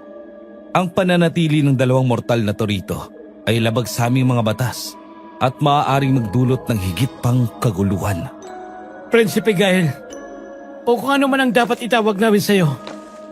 Alam kong labag kami rito pero kapatid ko si Alexis. Hindi ko siya iiwan ditong mag-isa. At mas lalong ayokong umuwi. Kung alam kong may nakaabang na halimaw sa amin. Kung lalabas kami rito. Kung pwede sana, hayaan mo muna kaming manatili. Kahit hanggang matapos ang laban nyo. Pare, ano bang sinasabi mo? Kung ayaw niyang nandito tayo, pwede naman tayong umuwi. Mukha namang ayos lang si Alexis dito eh. And ang mahalaga, ligtas siya. Balikan na lang natin siya ulit kapag ayos ang lahat. Migo, pwede ba? Hindi nyo kayang mga aswang. Wala kayong laban sa kanila. Pakiusap, makinig kayo sa akin at magtago muna tayo rito. Gael, parang awa mo na. Para sa akin, pakiusap. Sige, susundin ko ang iyong hiling, Alexis. Mananatili ang iyong kapatid at ang lalaking to dito sa aming baryo upang masiguro ang kanilang kaligtasan habang kami ay nakikidigma sa labas. Makikidigma ka rin, Gael? Kitang-kita ko kung paano lumiwanag ang mukha ni Alexis nung pumayag si Gael. Halatang halata ang sobrang pag-aalala niya para sa kaligtasan naming dalawa ni Bong at higit sa lahat ang pag-aalala niya para sa prinsipeng engkanto. Nagkatinginan kami ni Bong pero wala na akong nasabi. Lalo lang akong nakaramdam ng panliliit. Para bang wala akong kwentang lalaki dahil hindi ko man lang kayang iligtas ang sarili ko at kailangan pang si Alexis ang magmakaawa para sa buhay namin. Pero sa totoo lang, hindi na yun ang inaalala ko ng mga sandaling yun kundi si Alexis. Dahil alam kong masyado siyang nag-aalalang kailangang umalis ni Gael para makipaglaban. Alam kong nasasaktan siyang isipin yun kaya nasaktan din ako para sa kanya. Dinala kami ni Gael sa isang maliit pero matibay na kubo sa gilid ng baryo nila. Maraming salamat, Gael. Pero paano kayo? Susugod kayo sa mundo namin para labanan ng mga aswang. Paano kung mapahamak ka doon? Huwag kang mag-alala, aking mahal na kaibigan. Ang aking amang hari ay kasama namin sa labang to. Hindi kami magpapatalo sa mga mababang uring halimaw na yun. Handa ring ipagtanggol ng aming mga kawalang lahi namin at ang iyong mundo. Mangako ka sa akin, Gael. Mangako kang babalik ka ng buhay. Ihintayin kita rito.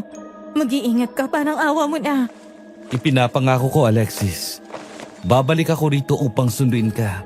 At ako mismo ang maghahatid sa iyo pauwi, sa iyong tahanan. Oras na magiligtas ng lahat. Mag-ingat ka rito habang wala ako. Huwag kayong lalabas ng kubong to. Kami na ang bahala sa kapatid ko, Gael. Maraming salamat sa tulong mo at sa pagprotekta sa kanya. Mag-iingat kayo sa laban niyo. Grabe yung selos na nararamdaman ko habang pinapanood ko ang pag-uusap nilang dalawa. Ang mga tinginan nila ang pag-aalala sa boses ni Alexis at ang mga pangako ni Gael. Parang tinutusok yung dibdib ko. Sa nakikita kong pagtitinginan nilang dalawa, pakiramdam ko ay isang malaking pader ang nakaharang sa pagitan namin ni Alexis. Siguro nga, hadlang lang ako sa kanila. Sa mundong ito at kahit sa mundo namin, parang si Gael lang ang laging bida. At ako ang epal na sumisira ng sandali nila. Pagkaalis ni Gael kasama ang kanyang mga kawal, naiwan kaming tatlo sa loob ng kubo. Tahimik at walang gustong magsalita sa amin nung una. Ay, sana nga. Matapos agad ang laban nila sa labas. Hindi ko pa rin talaga lubos maisip na nangyayari ang lahat ng ito sa atin. Parang nananaginip lang tayo ng ewan. Kuya, pasensya na talaga kung nadamay pa kayo. Kung sana hindi na lang ako umalis nang walang paalam, di sana hindi niyo ako sinundan pa rito. Kasalanan ko to eh. Nagmamadali na kasi si Gael nung sunduin niya ako kaya... Wala na yun, Alexis. Ang mahalaga ngayon, magkakasama tayo at ligtas ka. Yun naman ang ipinunta namin dito ng kuya mo. Ang masiguradong walang mangyayaring masama sa'yo. Tama si Migo Bunso. Hindi mo kasalanan to. Sadyang mapangalib lang talaga ang mga aswang na yun. Mabuti na lang at may kaibigan kang katulad ni Gael na handang tumulong sa atin. Oo nga. Kaibigan. Napakabait ng kaibigan mo, Alexis. Isang prinsipeng engkanto na handang isugal ang buhay para sa'yo. Siguradong mahal na mahal ka nun. Teka nga, amigo. Bakit para may kakaiba yata dyan sa tono mo? May pinupunto ka ba? Wala. Wala naman. Pasensya na. Napagod lang siguro ako. Uupo na sana ako sa isang tabi nang biglang may umalingaw-ngaw na napalakas na pagsabog sa labas ng kubo kung nasaan kami. Kasunod dito ang nakakabinging sigawan ng mga engkanto at ang mga nakakapanindig balahibong ungol ng mga halimaw na narinig din namin noon sa labas. Nagkatinginan kaming tatlo, agad na nanginig ang tuhod ko nang marinig ko ang pagkasira ng mga kalapit na kubo. Ano yun? Bakit parang may sumabog? Akala ko ba sa labas ang laban? Dito lang kayo. Sisilipin ko lang sa labas kung anong nangyayari. Migo, wag. Delikado. Baka kung ano mga nilalang yung nandyan sa labas, baka makita kanila.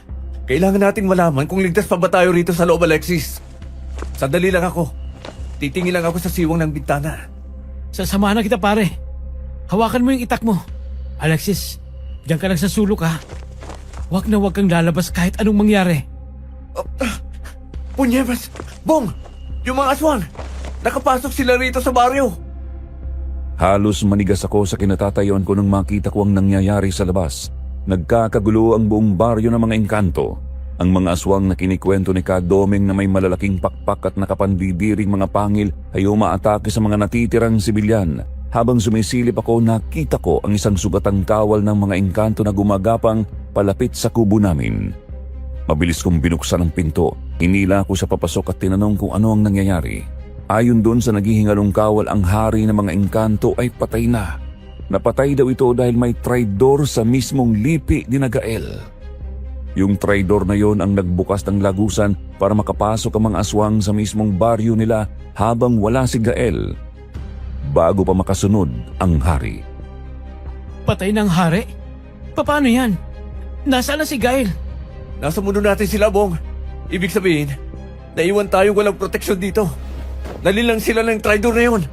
Diyos ko, si Gael, paano kung patayin din nila si Gael dun sa labas? Alexis, unahin mo munang isipin ang buhay natin.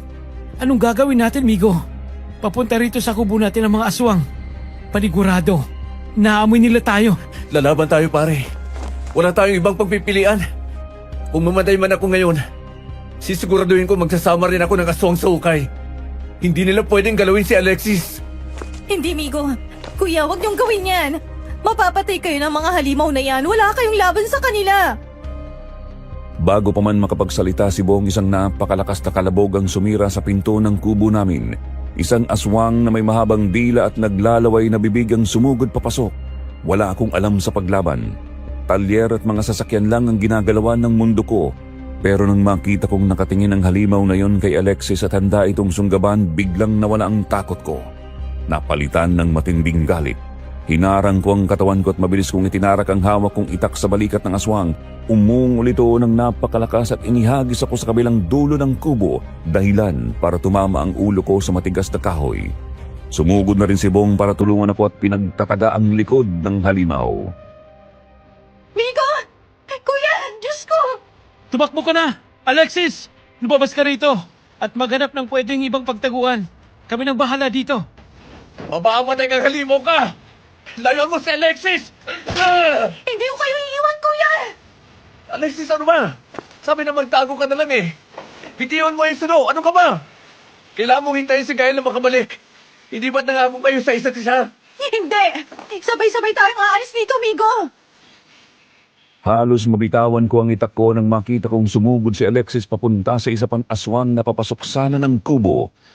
Iwinasiwas niya ang nagbabagang kahoy at pinalo sa mukha ang halimaw para umatras ito.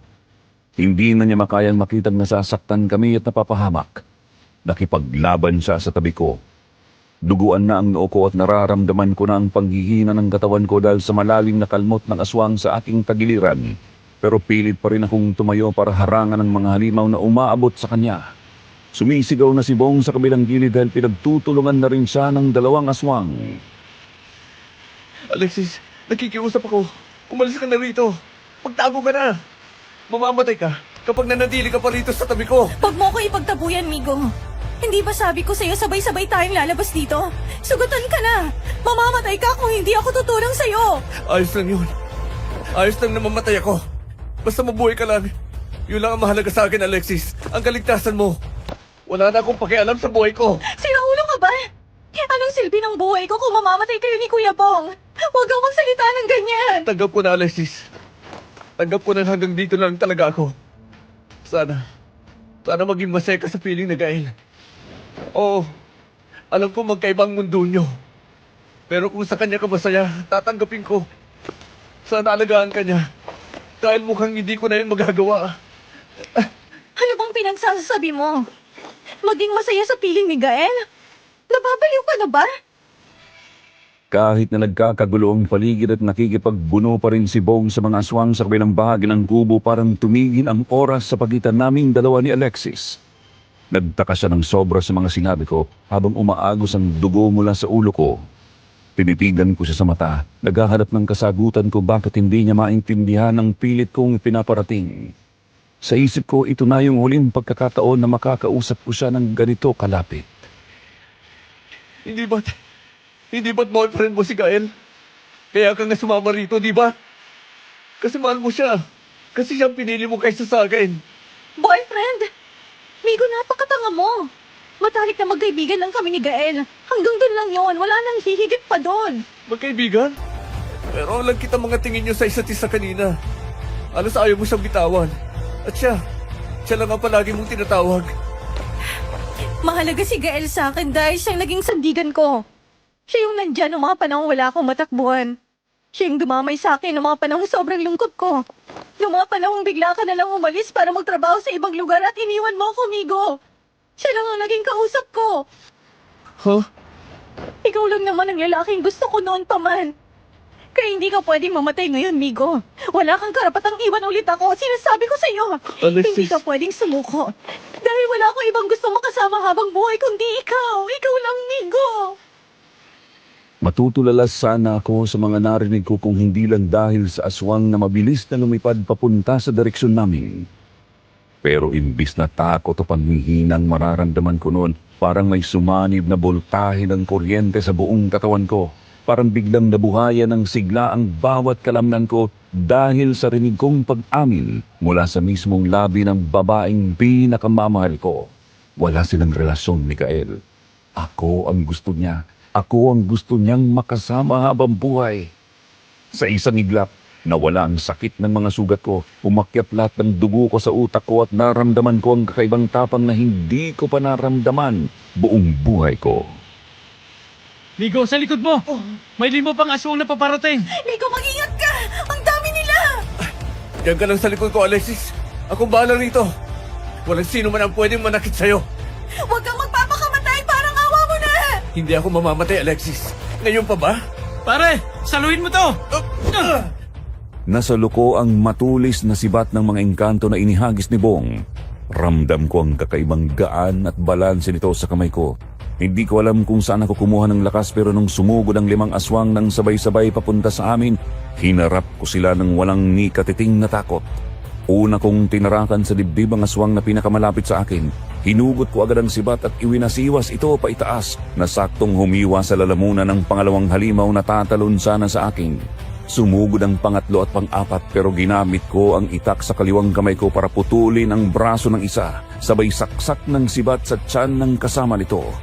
Ang huling aswang na sobrang laki ay tinangkang kagatin si Alexis, pero mabilis akong tumalon at ibinaon ang sibat sa likod nito hanggang sa tumagos sa mismong dibdib.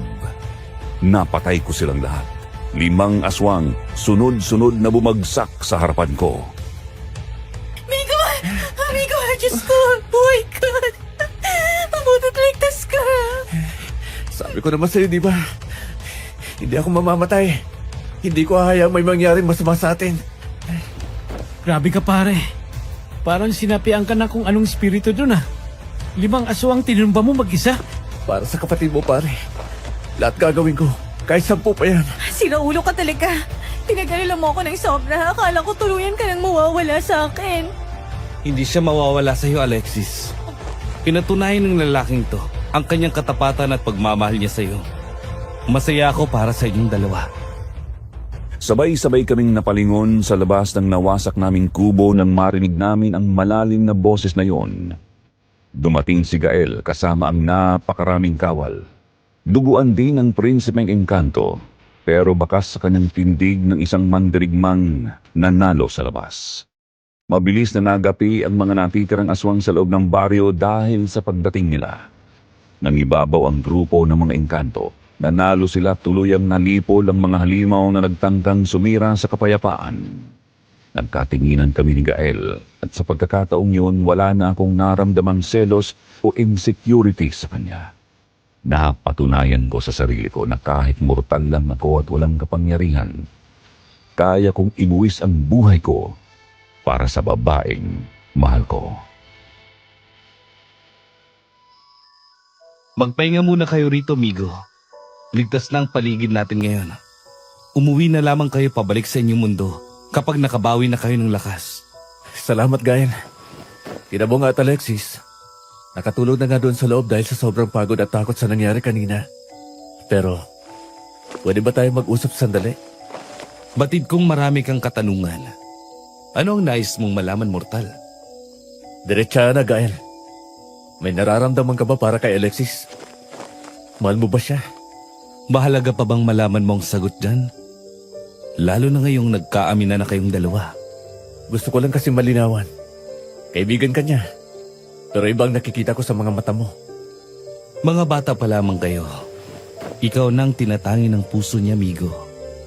Ikaw ang palaging bukang bibig ni Alexis sa akin sa tuwing kami ay magkausap at magkasama. Alam ko yun. Narinig ko mismo sa kanya kanina. Pero ang tanong ko, ikaw ba, Gael? Mahal mo ba siya? Oo. Mahal na mahal ko si Alexis. Noon pa man, siya na ang nagmamay-ari ng puso ko. Kung ganon, bakit hindi mo siya ipinaglaban? Bakit hindi mo ginawa ng paraan para mapasaya siya? Prinsipe ka ng engkanto. Madali lang siguro yun sa'yo. Dahil bilang isang tunay na nagmamahal, wala akong ibang hiling kundi ang makita siyang tunay na masaya. At alam kong sa'yo lang yun matatagpuan ang kaligayahan ng aking kaibigan. At isa pa, sadyang napakakomplikado ng aming sitwasyon. Magkaiba ang aming mundo, kaya sapat na sa akin ang mahalin siya sa malayo at bantayan siya habang buhay. Pareho pala tayo ng naisip, Gael. Handa rin sana akong ipabaya siya sa'yo kanina. Kung ikaw talaga ang lalaking mahal niya. Kung hindi lang siya biglang umamin sa akin. Naunawaan ko. Pareho nating hangad ang kabutihan at kaligtasan niya. Kaya naman, ipinagkakatiwala ko na siya sa'yo. Maraming salamat, Gael. Pangako, aalagaan ko siya ng higit pa sa buhay ko. Nagpapasalamat din ako sa lahat ng ginawa mo para sa kanya. Doon ko napagtanto na totoong mahal nga ni Gael si Alexis. Nakita ko ang sinseridad sa mga mata niya nang sabihin niya yun. Nawala lahat ng galit at inis ko sa kanya at napalitan iyon ng matinding respeto. Magkaiba man kami ng mundo, pareho lang kami ng nararamdaman para sa isang babae. Kaya naman nagkasundo kami ng gabing yun. Kinabukasan nang makabawi na kami ng lakas ni Bong at Alexis, tinupad na nga ni Gael ang pangako niya. Siya mismo at ang ilan sa mga pinagkakatiwalaan niyang kawal ang naghatid sa amin pabalik sa Lagusan. Hanggang sa makarating kami ng ligtas sa labas ng gubat at doon mismo sa bahay ni na Alexis. Hanggang dito na lamang ang maaari kong lakbayin. Ligtas na kayo rito. Wala na ring mga aswang na susubok na lumapit sa inyo. Maraming salamat sa lahat, Gael. Utang namin sa iyong buhay namin. Lalo ng buhay nitong kapatid ko.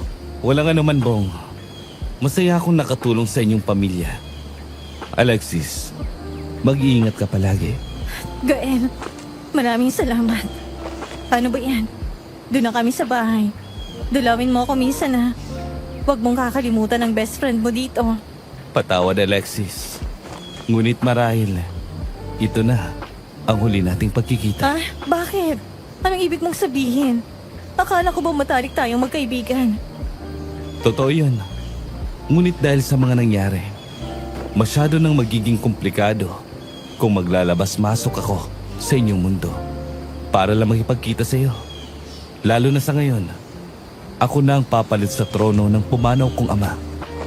Kailangan na ako ng aking nasasakupan upang muling itayo ang aming baryo. Ganun ba? Naiintindihan ko. Marami ka ng responsibilidad bilang isang hari. Mamimiss kita, Gael. Mamimiss ko yung kaisa-isa at matali kong kaibigan. Ako rin, Alexis. Paalam.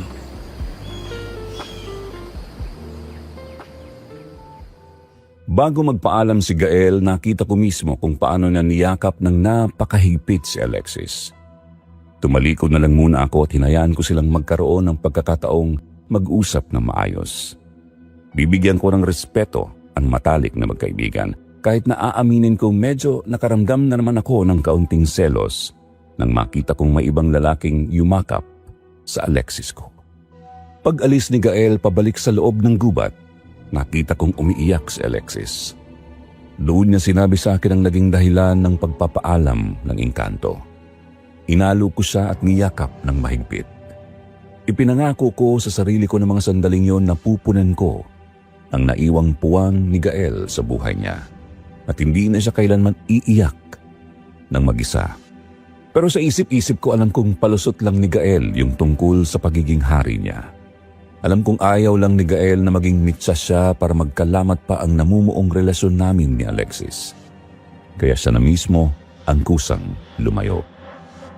5 taon na ang lumipas simula nang mangyari ang lahat ng yon. Sa ngayon, masayang-masaya na kaming nagsasama ni Alexis bilang mag-asawa. Oo, pinakasalan ko siya pagkalipas ng 2 taon naming pagiging magkasintahan. Sa tulong ng naging kita ko sa itinayo kong negosyo, nabayaran na rin namin ng buo ang pagkakautang ni Bong kina Stella.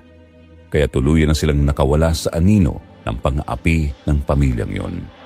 Nakita ko rin kung paano unti-unting namukadkad at nagbago si Alexis.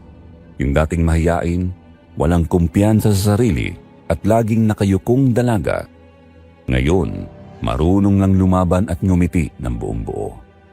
Hindi na rin sumampa ng barko si Bong dahil itinuloy na lang namin ang pagtatayo ng talyer sa bayan at kinuha ko siyang kasosyo sa negosyo. Biniyayaan kami ni Alexis ng 2 malulusog na anak, isang babae at isang lalaki. Napakasaya ng pamilya namin, pero paminsan-minsan kapag naglalaro ang mga anak namin sa bakuran, lalo na kapag dapit hapon, patakbo silang papasok ng bahay at masayang magkikwento. May nakita raw silang isang napakagwapong lalaki na may maputing buhok na nakatayo malapit sa mga puno. Nakangiti raw ito at kumakaway sa kanila.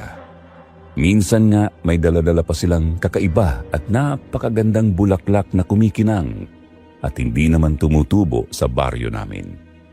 Bigay raw nung lalaking may matutulis na tenga. Imbis na matakot, magaan na magaan daw ang loob ng mga bata sa kanya. Kapag naririnig ko yon, nagkakatinginan na lang kami ni Alexis at lihim na napapangiti. Alam kasi namin na si Gael yun. Alam kong hanggang sa mga sandaling ito, tinutupad pa rin niya ang pangako niya. Pinoprotektahan niya pa rin si Alexis at ngayon, pati ang mga anak namin mula sa malayo. Nawala na ng tuluyan yung inis at selos ko sa kanya at napalitan na yon ng napakalalim na pasasalamat. Dahil kung hindi dahil sa prinsipe ng mga engkanto, baka matagal nang nawala sa akin ang babaeng nagbigay ng kulay at kumumpleto sa buhay ko. Hanggang dito na lamang po ang aking kwento, Sir Jupiter. Maraming salamat po sa pagbabasa at pagbibigay buhay sa karanasan namin. Sa mga nakikinig, nasa inyo na po kung maniniwala kayo o hindi sa mga nilalang na hindi nakikita ng ating mga mata. Pero para sa akin, hindi lahat ng nagtatago sa dilim ay masama. Minsan, nagbabantay lang sila sa mga taong pinakamahalaga sa kanila. Muli, ako po si Migo. Magandang araw po sa inyong lahat. Maraming salamat sa iyo, Migo, sa pagbabahagi ng napakagandang kwentong ito. Isang kwentong nagdala sa atin sa hangganan ng ating sariling realidad, patungo sa mundong hindi nakikita ng ating mga mata. Sa unang dinig, marahil marami sa inyo ang magsasabing katang-isip lang ang lahat ng ito. Aswang, engkanto, mahirap na namang paniwalaan kung hindi mo pa mismo nararanasan. Ngunit gaya ng lagi kong sinasabi rito, hindi porket hindi natin nakikita ay hindi na ito totoo. May mga hiwaga ang mundong ito na mas mabuting irespeto na lamang kaysa piliting alamin pa. Pero higit sa mga kababalaghan at labanan ng mga aswang at engkanto sa gubat, ang kwento ni Migo, Alexis at Gael ay kwento ng dalawang napakahalagang bagay na madalas nating makalimutan. Ang tunay na pag-ibig at pagpapahalaga sa sarili. Kaya sa inyong mga nakikinig, lalo na sa mga nakakaramdam na hindi sila sapat, na naiisip nilang wala silang halaga dahil sinasabi ng iba, sana maging inspirasyon sa inyo si Alexis. Huwag niyong hayaan ang paningin ng ibang tao na magdikta ng inyong halaga. May isang taong darating, o baka naman nasa tabi-tabi nyo lang at hindi nyo lang napapansin, na makikita kung gaano kayo kahalaga. At sa mga nagmamahal, matuto tayo kina Migo at Gael. Magmahal ng tapat, lumaban kung kailangan, at matutong magparaya kung yun ang ikaliligaya ng taong mahal natin. Sa huli, ang pag-ibig pa rin ang pinakamalakas na mahika sa lahat. Ito ang nagtatawid sa dalawang magkaibang mundo at ito rin ang magpapanalo sa atin sa anumang laban. Pero bago po tayo tuluyang matapos sa episode na ito, may isang maliit na pabor lang po sana kung hihilingin sa inyo, mga mahal naming listeners. Napansin po kasi namin nitong mga nakaraang buwan, masyado nang dumadami ang mga tao at iba't ibang pages at channels na kumukuha at nagnanakaw ng ating mga kwento. Ina-upload nila ito sa iba't ibang platforms at inaangkin ang mga videos na kinuha lang nila mula sa channel natin. Kaya naman po, nakikiusap kami sa inyo na sana wag po nating tangkilikin ang mga ninakaw na videos na ito. Pinaghihirapan po ng gusto ng ating buong team ang bawat kwentong napapakinggan nyo rito, kaya nakakalungkot na may mga taong basta-basta na lang umaangkin sa ating mga pinagpaguran. Kung may makita po kayong nag-re-upload ng ating mga contents nang walang paalam, malaking tulong po kung tutulungan nyong i-report agad ang mga ito. Maging mapanuri po sana tayo at mag-ingat kung sino ang ating pina-follow at sinusubscribe sa social media. Tiyakin po natin na dito lang tayo sa official channel nakikinig at sumusuporta. Maraming salamat po sa inyong patuloy na pag-unawa, pagmamahal at pagiging tapat na tagapakinig. Kayo po ang lakas ng channel na ito. Muli, ako po ang inyong lingkod, Jupiter Torres. Mag-ingat po tayong lahat, lalo na pagsapit ng dilim. Dahil hindi natin alam kung sinong tahimik na nagbabantay sa atin. Magandang araw at muli maraming salamat sa inyong palagiang suporta at palagiang pakikinig.